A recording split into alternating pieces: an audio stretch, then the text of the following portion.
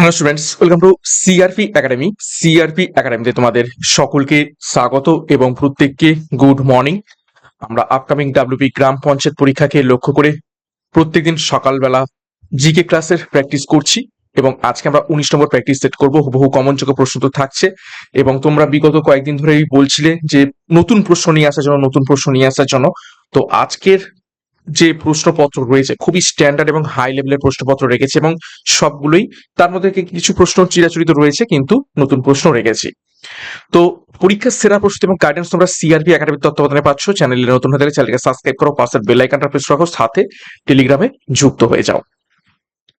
তো দেখো, প্রথম প্রশ্ন কারেন্ট অ্যাফেয়ার্স এর উপর থেকে। 1 নম্বর প্রশ্ন, বিশ্ব শিশু শ্রম বিরোধী দিবস পালন করা হয় কবে?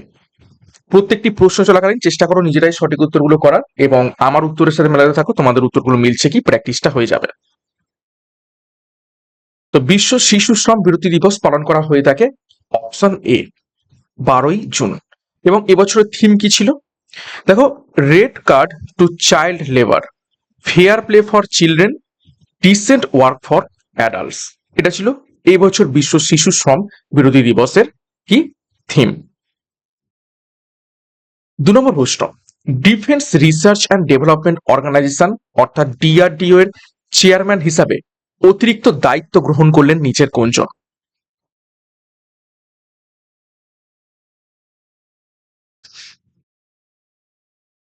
তো সঠিক উত্তর হয়ে যাবে এখান থেকে অপশন এ রাজেশ কুমার সিং। রাজেশ কুমার সিং ডিআরডিওর চেয়ারম্যান হিসাবে অতিরিক্ত দায়িত্ব গ্রহণ করলেন। 3 নম্বর প্রশ্ন, কোন রাজ্যে স্বচ্ছ মোবাইল অ্যাপ লঞ্চ করলেন কেন্দ্রীয় মন্ত্রী মনোহর লাল খট্টর? স্টার মার্ক করবে প্রশ্নটিকে। নিচের কোন রাজ্যে স্বচ্ছ মোবাইল অ্যাপ লঞ্চ করলেন কেন্দ্রীয় মন্ত্রী মনোহর লাল খট্টর? তো সঠিক উত্তর হয়ে যাবে আমাদের রাজ্য পশ্চিমবঙ্গের। তো এই স্বচ্ছ মোবাইল অ্যাপ এটি কিসের সাথে সম্পর্কিত? দেখো, স্বচ্ছ মোবাইল অ্যাপ শহরাঞ্চলের পরিচ্ছন্নতা বজায় রাখতে এবং নাগরিক পরিষেবা উন্নত করতে কলকাতায় এই অ্যাপটির উদ্বোধন করা হয়। এই প্ল্যাটফর্মের মাধ্যমে নাগরিকরা এলাকার আবর্জনা নিকাশি সমস্যা বা জমে থাকা জলের ছবি জিও ট্যাগ করে সরাসরি কর্তৃপক্ষের কাছে জমা দিতে পারবেন এবং অভিযোগ জানানোর 2 ঘন্টার মধ্যে তার সমাধানের প্রতিশ্রুতি দেয়া হয়েছে। তো এই হচ্ছে স্বচ্ছ মোবাইল অ্যাপ, কে উদ্বোধন করেছেন মনোহর লাল খট্টর। 4 নম্বর প্রশ্ন, সম্প্রতি কোন রাজ্যের মুখ্যমন্ত্রীর পদ থেকে পদত্যাগ করলেন সিদ্ধারামাইয়া?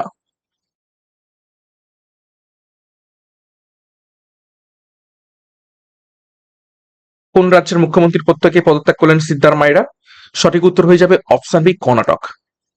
ঠিক আছে, তো কর্ণাটকের নতুন মুখ্যমন্ত্রী কে হয়েছেন? পরীক্ষায় প্রশ্ন আসতে পারে।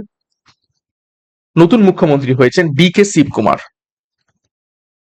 ডি কে শিবকুমার এবং তিনি 25তম সিএম। কর্ণাটকের 25তম সিএম ডি কে শিবকুমার।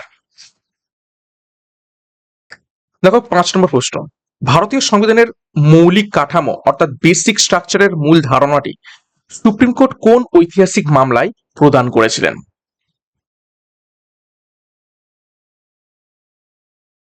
ভারতীয় সংবিধানের মৌলিক কাঠামো বা বেসিক স্ট্রাকচারের মূল ধারণাটি সুপ্রিম কোর্ট কোন ঐতিহাসিক মামলায় প্রদান করেছিলেন?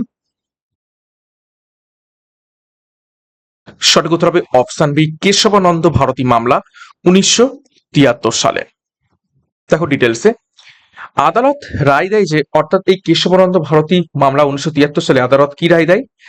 আদালত রায় দেয় যে যদিও 368 অনুচ্ছেদে অধীনে সংসদ সংবিধান সংশোধনের ব্যাপক ক্ষমতা রাখে, আমরা জানি 368 নম্বর ধারা অনুযায়ী সংবিধানকে সংশোধন করা যাবে, ঠিক আছে, তবে সংবিধানের অন্তর্নিহিত মৌলিক কাঠামো পরিবর্তন করতে পারবে না, অর্থাৎ বেসিক স্ট্রাকচারের পরিবর্তন করতে পারবে না যতই সংবিধানকে সংশোধন করা হোক না কেন, ঠিক আছে।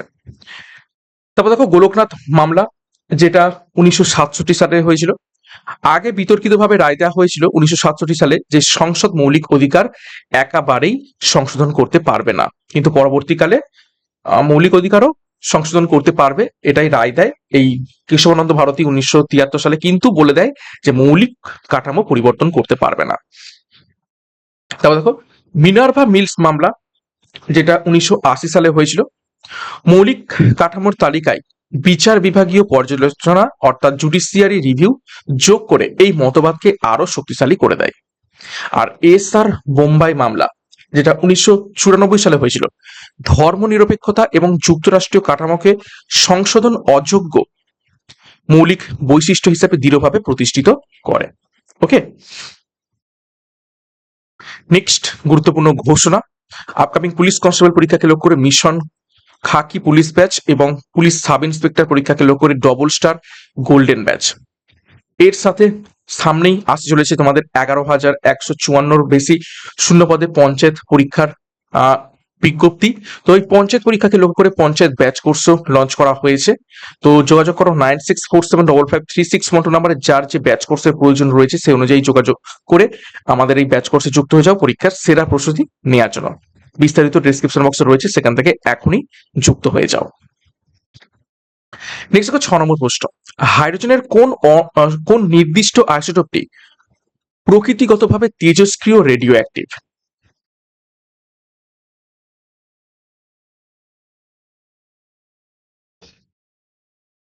তো সঠিক উত্তর হয়ে যাবে, দেখো 4টি অপশনের মধ্যে থেকে অপশন সি ট্রিটিয়াম। ঠিক আছে, ট্রিটিয়াম হচ্ছে রেডিও অ্যাক্টিভ। দেখো প্রোটিয়ামের হচ্ছে H11, ডিউটেরিয়ামের হচ্ছে H12 আর ট্রিটিয়ামের হচ্ছে H13। সবসময় মনে রাখবে N/P রেশিও যদি 1 হয়, ঠিক আছে, তাহলে এটা হচ্ছে স্টেবল। ঠিক আছে, আর যদি N/P রেশিও যদি মানে 1-এর থেকে বেশি হয়, 1-এর বেশি হয়, তখন হয়ে যাবে আনস্টেবল এবং তেজস্ক্রিয়। ঠিক আছে, তো দেখো এই ট্রিটিয়ামের ক্ষেত্রে 3-1, 2 হচ্ছে কি নিউট্রন, আর প্রোটন সংখ্যা কত 1, তাহলে N/P রেশিও হচ্ছে কত 2/1 ট্রিটিয়ামের ক্ষেত্রে। ঠিক আছে, ডুইটোরিয়ামের ক্ষেত্রে 2-1 1 হয়, তাহলে মানে 1/1। আর হাইড্রোজেনের ক্ষেত্রে তো হচ্ছে নিউট্রনই নেই, তাহলে সবসময় যখন 1-এর বেশি হবে সেই মৌলটা চাইবে কি এই N/P রেশিওটাকে 1 করার জন্য। তাহলে 2 রয়েছে, এ চাইবে কি সবসময় 1 করতে, তো এই জন্যই হয়ে যাবে কি আনস্টেবল এবং তেজস্ক্রিয় হয়ে যাবে। যে কোনো মৌল, ঠিক আছে, যে কোনো মৌল তাদের N/P রেশিও যদি 1-এর বেশি হয়, তাহলে সেটি হয়ে যাবে কি তেজস্ক্রিয় বা রেডিও অ্যাক্টিভ। নেক্সট দেখো 7 নম্বর প্রশ্ন, পশ্চিমবঙ্গের নিচের কোন গুরুত্বপূর্ণ পরিবেশগত অঞ্চলটিকে আনুষ্ঠানিকভাবে রামসর জলাভূমি সাইট হিসাবে মনোনীত করা হয়েছে?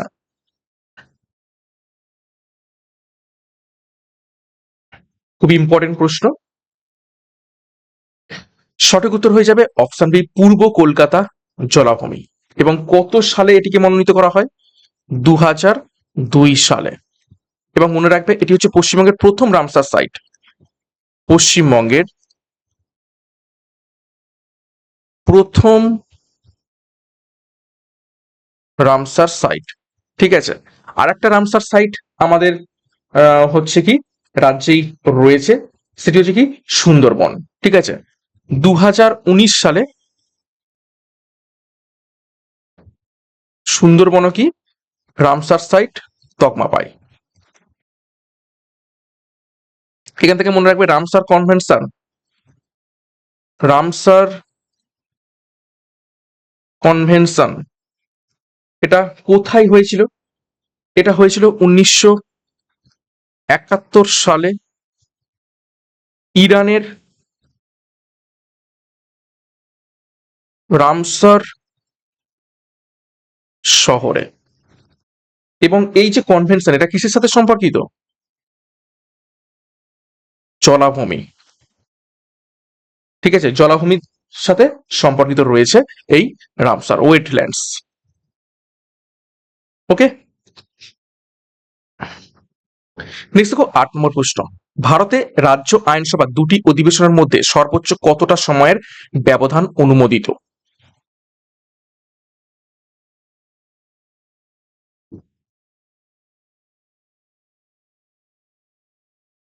তো সঠিক উত্তর হয়ে যাবে অপশন বি, 6 মাস। ঠিক আছে, এবং কোন ধারা অনুযায়ী? সেটা হবে 174। 174 নম্বর অনুচ্ছেদ অনুযায়ী দুটো অধিবেশনকে, ঠিক আছে, এই যে সময় রেখা এটা দেয়া হয়েছে, এটা হচ্ছে 174 নম্বর ধারা অনুযায়ী। নেক্সট হবে 9 নম্বর প্রশ্ন। স্বদেশী আন্দোলনের সময় বরিশালে স্বদেশ বান্ধব সমিতি কে প্রতিষ্ঠা করেছিলেন?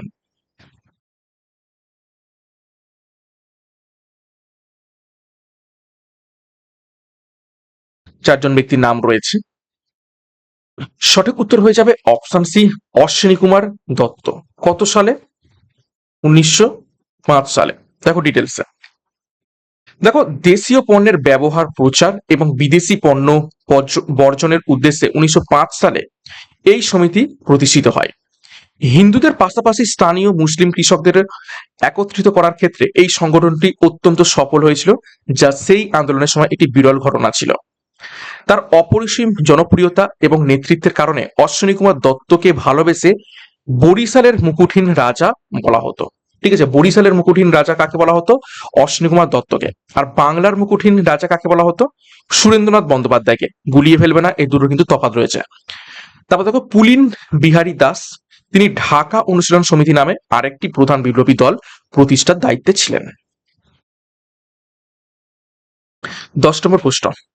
আন্তর্জাতিক সামষ্টিক অর্থনীতির ক্ষেত্রে ক্যাপিটাল অ্যাকাউন্ট কনভার্টিবিলিটি এর অর্থ কি? ইকোনমিক্সের উপর থেকে একটি গুরুত্বপূর্ণ প্রশ্ন। আন্তর্জাতিক সামষ্টিক অর্থনীতির ক্ষেত্রে ক্যাপিটাল অ্যাকাউন্ট কনভার্টিবিলিটির অর্থ কি? 4টি অপশন দেখো। বাজার দরে স্থানীয় আর্থিক সম্পদকে বিদেশি আর্থিক সম্পদে এবং বিপরীতে রূপান্তর করার স্বাধীনতা, অর্থাৎ স্থানীয় অর্থকে বিদেশি অর্থে আর বিদেশি অর্থকে স্থানীয় অর্থে রূপান্তর করা। তারপর দেখো অপশন বি, বৈশ্বিক স্বর্ণমানের সাথে দেশীয় মুদ্রার বিনিময় হার নির্ধারণ করা, সোনার সাথে দেশের মুদ্রার হার বিনিময় করা। নাকি অপশন সি, দেশে প্রবেশকারী সমস্ত প্রত্যক্ষ বিদেশি নিয়োগের উপর একটি সম্পূর্ণ এবং রক্ষণবাদী নিষেধাজ্ঞা। আর নাকি বকেয়া সমস্ত বিদেশি সার্বভৌম ঋণকে রাষ্ট্রীয় মূলধনে রূপান্তর করার প্রক্রিয়া। তো কোনটা সঠিক উত্তর? তো সঠিক উত্তর হবে এখান থেকে অপশন এ, বাজার দরে অর্থাৎ মার্কেট প্রাইসে স্থানীয় আর্থিক সম্পদকে বিদেশি আর্থিক সম্পদে, আবার বিদেশি বিপরীতের মানে হচ্ছে কি বিদেশি আর্থিক মানে ভাইস ভার্সা, স্থানীয় আর্থিক সম্পদকে বিদেশে আর বিদেশি আর্থিক সম্পদকে স্থানীয় আর্থিক সম্পদকে রূপান্তরিত করার যে স্বাধীনতা, সেটাকে বলা হচ্ছে ক্যাপিটাল অ্যাকাউন্ট কনভার্টিবিলিটি। 11 নম্বর প্রশ্ন। 2011 সালের আদমশুমারি অনুযায়ী পশ্চিমবঙ্গের কোন জেলার জনসংখ্যার ঘনত্ব সব থেকে বেশি?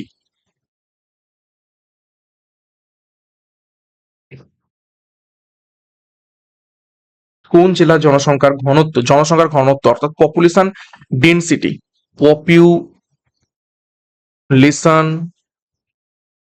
ডেন্সিটি, সেটা হয়ে যাবে অপশন এ, কলকাতাতে। ঠিক আছে, এবং কত এটা? 24,306 জন পার স্কোয়ার কিলোমিটার। দেখো 2011 সালের কলকাতার জনসংখ্যার ঘনত্ব ছিল অবিশ্বাস্য রকম বেশি, প্রতি বর্গ কিলোমিটারে 24,306 জন। রাজ্যের দ্বিতীয় সর্বাধিক জনঘনত্বপূর্ণ জেলা হলো হাওড়া। আর যদিও কলকাতা সব থেকে জনঘন বসতিপূর্ণ, কিন্তু উত্তর 24 পরগনা পশ্চিমবঙ্গের সর্বাধিক জনবহুল জেলা। অর্থাৎ যদি বলে হাইয়েস্ট পপুলেশন জনসংখ্যার সব থেকে বেশি কোন জেলাতে, সেটা হবে উত্তর 24 পরগনা। আর যদি বলা হয় জনঘনত্ব বেশি কোথায়, সেটা হবে কলকাতা। আর দ্বিতীয় জনঘনত্ব পূর্ণ সেটা হচ্ছে হাওড়া। সমগ্র ভারতের মধ্যে পশ্চিমবঙ্গ দ্বিতীয় সর্বাধিক জনঘনত্বপূর্ণ রাজ্য, শুধুমাত্র বিহারের পরেই এর অবস্থান। 12 নম্বর প্রশ্ন। সূর্যকে পর্যবেক্ষণ করার জন্য ইসরো দ্বারা সফলভাবে উৎক্ষেপিত আদিত্য L1 মিশনে এই L1 দ্বারা ঠিক কি বোঝায়?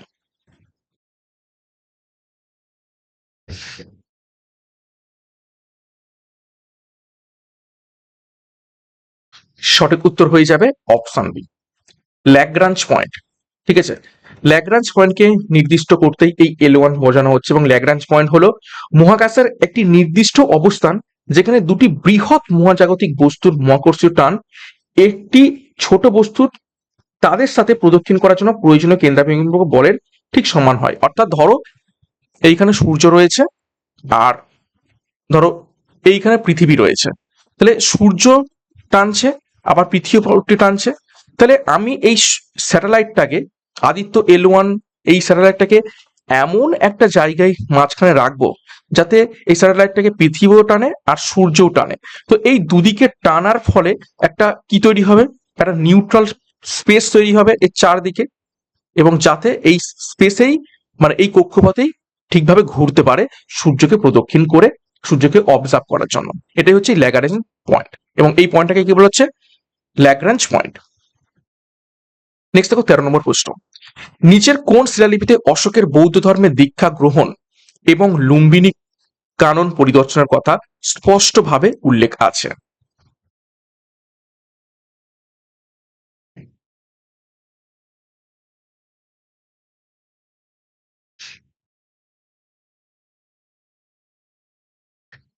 তো সঠিক উত্তর এখান থেকে হয়ে যাবে অপশন এ, রুম্মিনদেই স্তম্ভলিপি। রুম্মিনদেই স্তম্ভলিপিতে অশোকের বৌদ্ধ ধর্মের দীক্ষা গ্রহণ এবং লুম্বিনী কানন পরিদর্শনের কথা স্পষ্টভাবে উল্লেখ রয়েছে।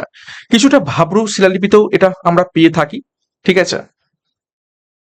তো দেখো একটু ডিটেলসে, এই শিলালিপিটি অর্থাৎ এই যে রুম্মিনী দেই স্তম্ভলিপি, এটি 1896 সালে জার্মান প্রত্নতত্ত্ববিদ অ্যান্টন ফুহরের আবিষ্কার করেন।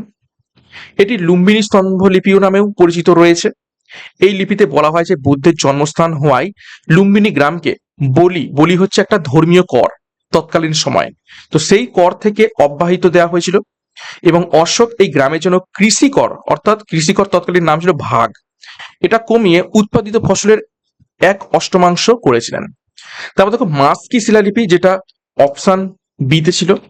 এই মাস্কি শিলালিপিটা খুবই বিখ্যাত, কারণ এইখানে প্রথম দেব নাম প্রিয় প্রিয়দর্শী উপাধির বদলে তার আসল নাম অশোক স্পষ্টভাবে উল্লেখ করা হয়েছিল। অর্থাৎ সম্রাট অশোকের নাম যে অশোক, এই নামটা পাওয়া যায় কোথায়, এই মাস্কি শিলালিপিতে। তো সেই জন্য এটা কিন্তু খুবই গুরুত্বপূর্ণ।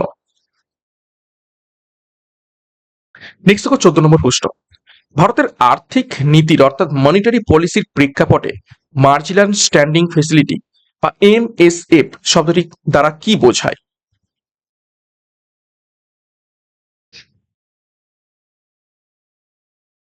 চারটি অপশন রয়েছে,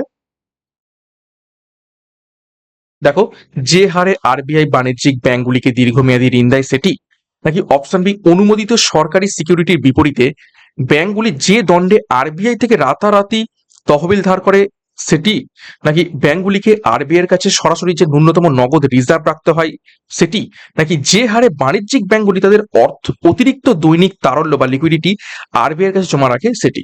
তাহলে MSF বলতে কি বলে, মার্জিনাল স্ট্যান্ডিং ফেসিলিটি। তো সঠিক উত্তর হবে অপশন বি, অনুমোদিত সরকারি সিকিউরিটির বিপরীতে ব্যাংকগুলি যে দণ্ডে বা যে পেনাল রেটে আরবিআই থেকে রাতারাতি তহবিল ধার করতে পারে সেটি হচ্ছে MSF বা মার্জিনাল স্ট্যান্ডিং ফেসিলিটি। দেখো, MSF হলো একটি নতুন লিকুইডিটি উইন্ডো যা ভারতীয় রিজার্ভ ব্যাংক তার 2011-12 অর্থনীতিতে চালু করেছিল।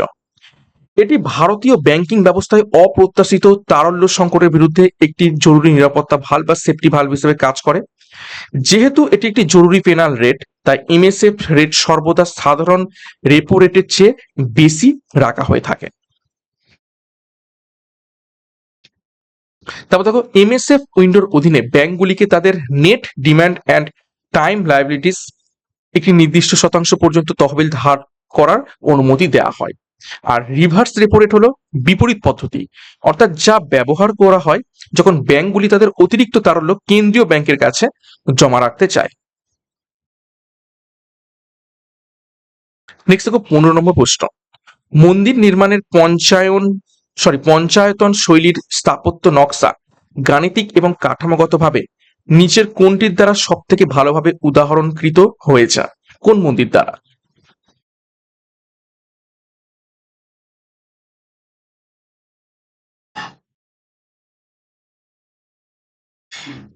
তো এই পঞ্চায়তন যে শৈলী, এটা দেখা গেছে অপশন বি দশাবতার মন্দির, দেওঘরে।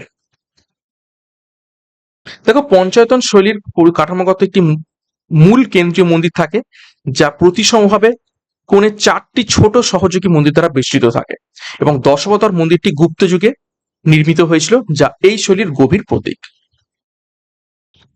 16 নম্বর প্রশ্ন, ভারতীয় মৌসুমী বায়ুর প্রেক্ষাপটে পজিটিভ ইন্ডিয়ান ওশান ডাইপোল বা আইওডি সাধারণত কি ফলাফল নিয়ে আসে? Positive Indian ocean dipole.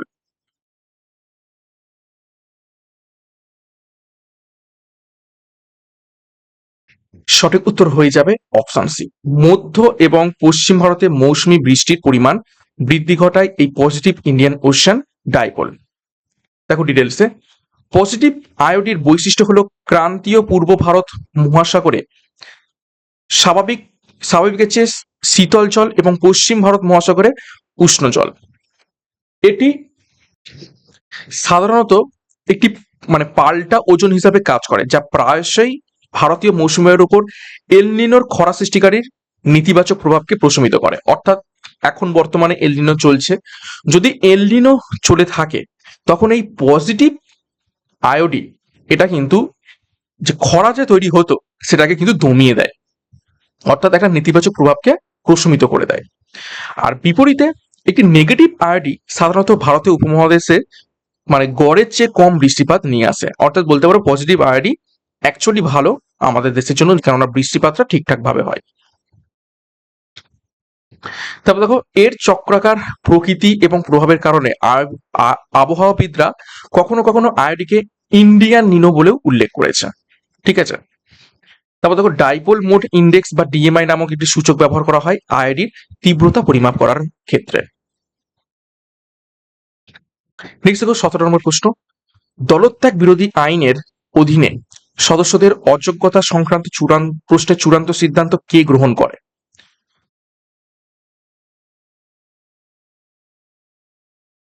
দলত্যাগ বিরোধী আইন 10ম তফসিলে রয়েছে। তো সঠিক উত্তর হয়ে যাবে এখান থেকে অপশন সি, কক্ষের প্রিসাইডিং অফিসার। কক্ষের প্রিসাইডিং অফিসার চূড়ান্ত সিদ্ধান্ত গ্রহণ করে থাকে।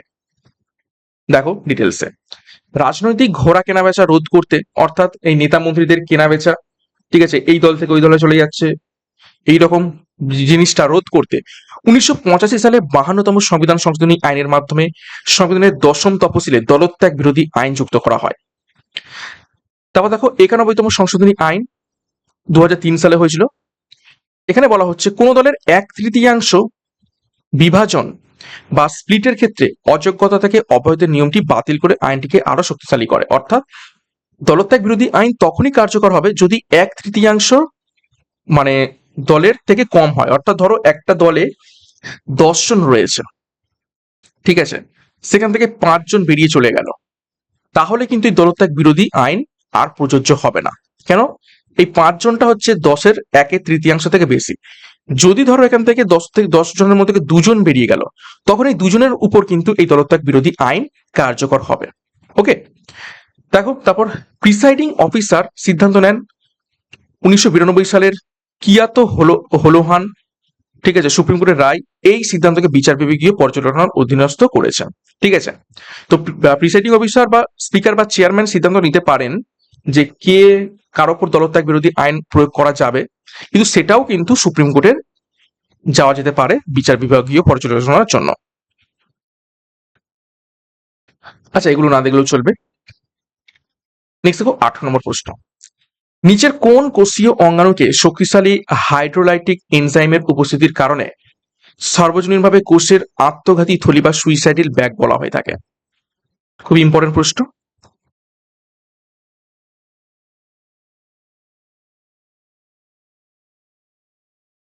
তো সঠিক উত্তর হয়ে যাবে অপশন সি, লাইসোজোমকে। লাইসোজোমের মধ্যে কি থাকে? Hydrolytic enzyme.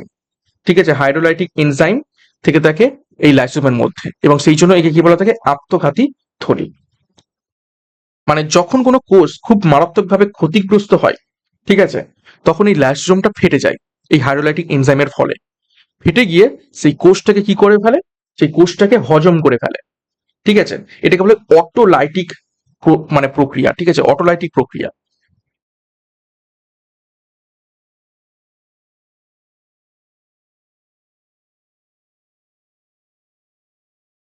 নেক্সট দেখো 19 নম্বর প্রশ্ন। লর্ড রিপনের শাসনকালে বাংলায় ইলবার্ট বিল বিতর্ক মূলত কোন বিষয়ের সাথে সম্পর্কিত ছিল?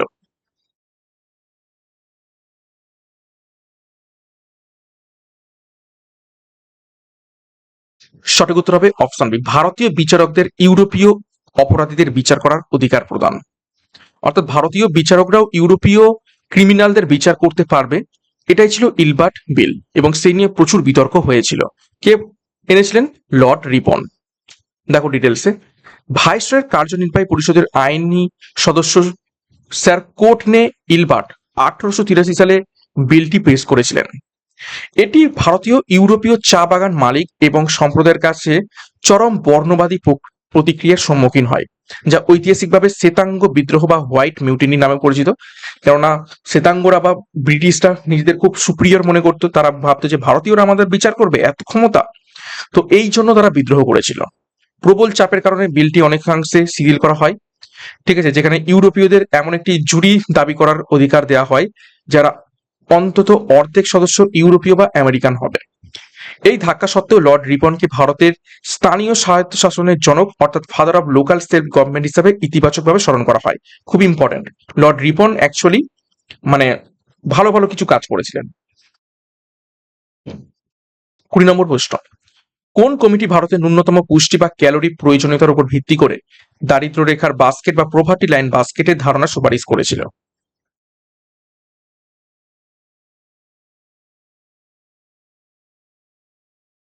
সঠিক উত্তর হবে অপশন সি, অলোগ কমিটি। এবং এটি কত সালে এসেছিল অলোক কমিটি? 1979 সালে। ন্যূনতম কত ক্যালোরি? 1100 calorie minimum. 21 নম্বর প্রশ্ন। আন্তর্জাতিক সংস্থা এবং এর সদর দপ্তরের নিচে কোন জোড়াটি ভুলভাবে মেলানো হয়েছে? দেখো চারটি অপশন: বিশ্ব স্বাস্থ্য সংস্থা জেনেভা, আন্তর্জাতিক বিচার আদালত হেগ, খাদ্য এবং কৃষি সংস্থা প্যারিস, আন্তর্জাতিক মেরিটাইম অর্গানাইজেশন লন্ডন। তো কোনটা ভুলভাবে রয়েছে? ডাব্লিউএইচও জেনেভাতে ঠিক, আন্তর্জাতিক বিচার আদালত দ্য হেগ ঠিক, খাদ্য এবং কৃষি সংস্থা প্যারিস এটাই ভুল রয়েছে। খাদ্য এবং কৃষি সংস্থা এটা রয়েছে রোমে। ঠিক আছে, আর বাকি আন্তর্জাতিক মেরিটাইম অর্গানাইজেশন আইএমও এটা কিন্তু ঠিক রয়েছে লন্ডনে। তাহলে অপশন সি হয়ে যাবে সঠিক উত্তর, ভুলভাবে রয়েছে এটা। ঠিক আছে, এখানে দেওয়া রয়েছে, একটু দেখে নিতে পারো। 22 নম্বর প্রশ্ন। শোলা বনভূমি প্রধানত কোন ভৌগোলিক অঞ্চলে পাওয়া যায়?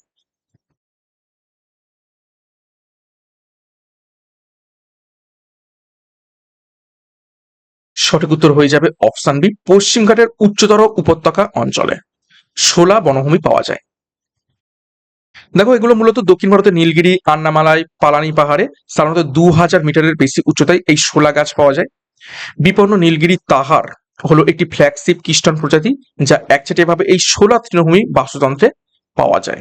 ঠিক আছে, শোলা শব্দটি তামিল শব্দ শোলাই থেকে এসেছে, যার অর্থ গ্রীষ্মমণ্ডলীয় রেইন ফরেস্ট বা ঝোপঝাড়।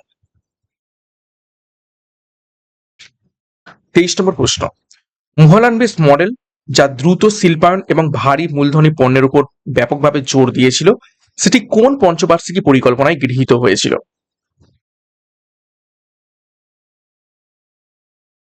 বেশ কয়েকবার পরীক্ষাতে এসেছে, এটি ইম্পর্টেন্ট।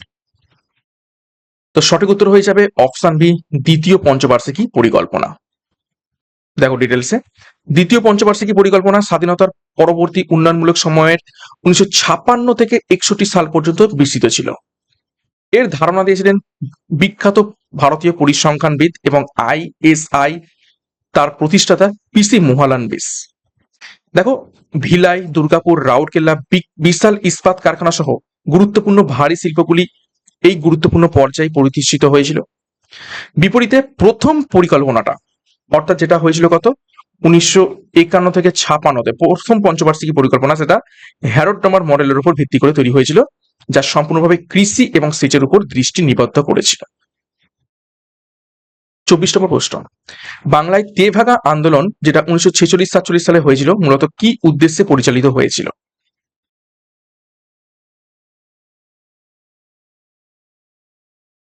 সঠিক উত্তর হবে অপশন বি, ভাগ চাষীদের জন্য উৎপাদিত ফসলের 2/3 ভাগ নিশ্চিত করা। দেখো ডিটেলসে, ভারতের কমিউনিস্ট পার্টির কৃষক ফ্রন্ট, সারা ভারত কৃষক সভা, তাদের নেতৃত্বে এই আন্দোলন পরিচালিত হয়। তে ভাগা শব্দটির অর্থ, আক্ষরিক অর্থ হচ্ছে 3 ভাগ। যে সমস্ত ভূমিহীন চাষী অন্যের জমিতে চাষ করতেন তাদের স্থানীয়ভাবে বর্গাদার বা ভাগ চাষী বলা হতো। এই তীব্র আন্দোলনের বিশিষ্ট নেতাদের মধ্যে ছিলেন ইলা মিত্র, কংসারী হালদার এবং চারু মজুমদার। খুবই ইম্পর্টেন্ট। 25 নম্বর প্রশ্ন, মিনামাটা রোগ এটি গুরুতর এবং কখনো কখনো মারাত্মক স্নায়বিক সিনড্রোম, যা কোন নির্দিষ্ট ভারী ধাতুর বিষক্রিয়ার কারণে ঘটে থাকে?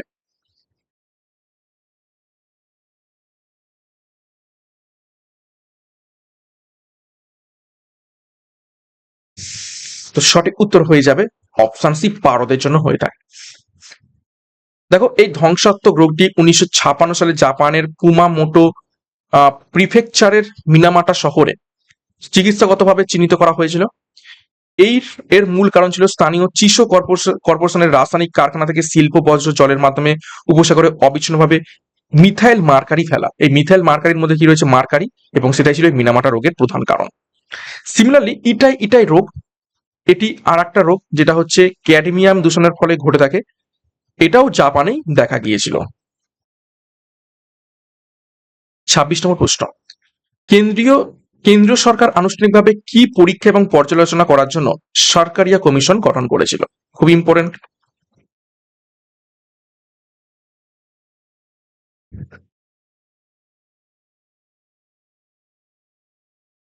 সঠিক উত্তর হবে অপশন বি, কেন্দ্র রাজ্য সম্পর্ক। কবে এটি গঠন করা হয়েছিল?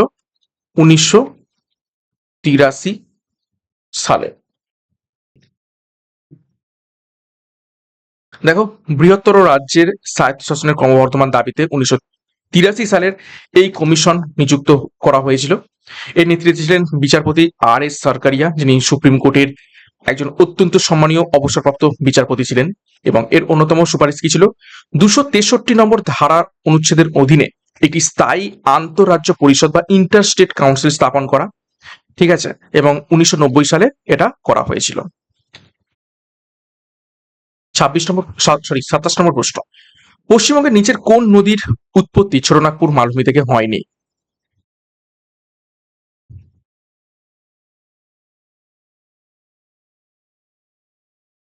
তো সঠিক উত্তর হয়ে যাবে অপশন ডি, জলঙ্গি। জলঙ্গি কোথাকার নদী? জলঙ্গি হচ্ছে গঙ্গার শাখা নদী। ঠিক আছে, গঙ্গার শাখা নদী, এবং এটা মুর্শিদাবাদে রয়েছে।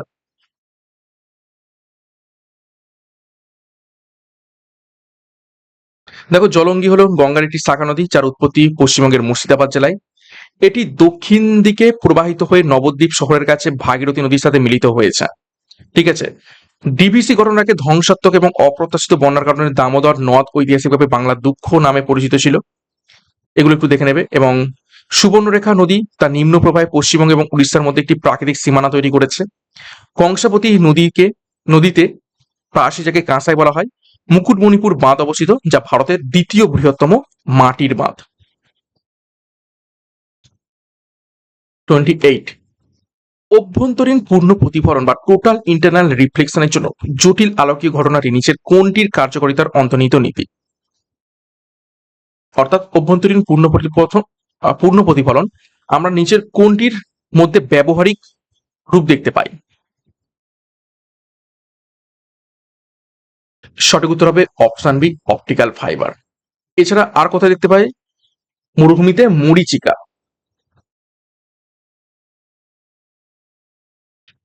29, ভারতীয় সংবিধানের কোন ধারাটি নাগাল্যান্ড রাজ্যকে বিশেষ বিধান প্রদান করে?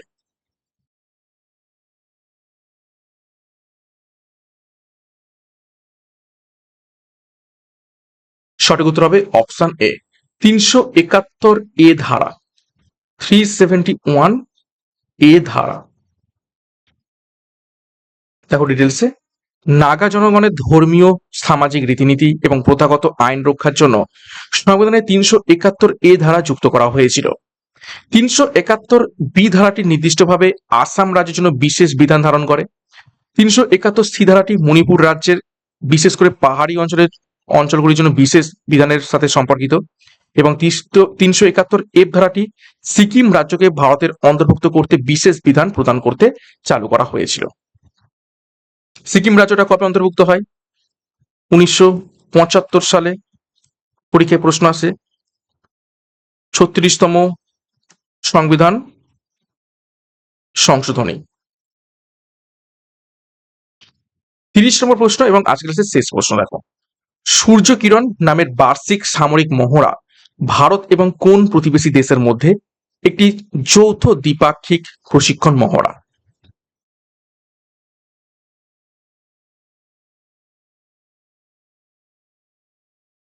তো সঠিক উত্তর এখান থেকে হয়ে যাবে অপশন সি, নেপাল।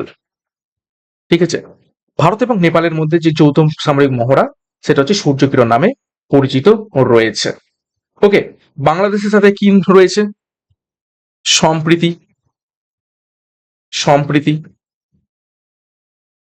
সম্প্রীতি নামে একটি যৌথ মহড়া পরিচালনা হয়ে থাকে। ঠিক আছে, শ্রীলঙ্কার সাথে মিত্র শক্তি, এছাড়া সিলনেক্স বলে একটা হয়ে থাকে।